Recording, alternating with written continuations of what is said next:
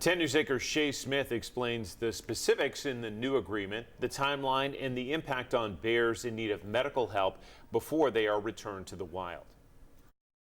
After a few months of back and forth, the Appalachian Bear Rescue and Tennessee Wildlife Resources Agency made a joint statement on Monday morning saying the two organizations are back working together.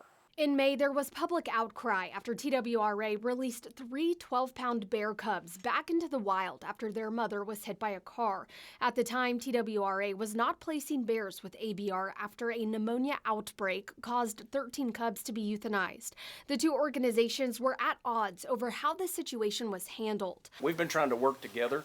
There was just some sanitation practices there that we wanted to make sure that were in place. The first step, again, was to get an agreement signed. Unfortunately, we didn't have that before. But after several months of disagreements, the situation did lead ABR and TWRA to agreements moving forward. There's really 3 new things in this agreement, and one is new sanitation practices or more sanitation that's going to occur there.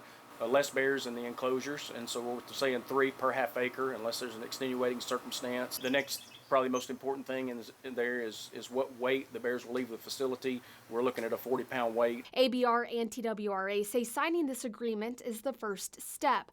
The second step is 2 new enclosures for the bears. The first enclosure is already prepped, but ABR needs about $200,000 more to complete it.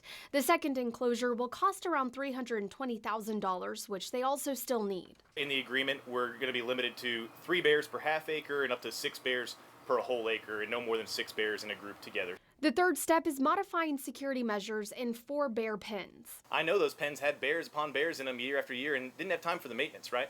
So some of the structures just need to be replaced anyway. That was, a bill we were going to have to foot either way. TWRA says once the enclosures are complete, a team will take a look at the enclosures.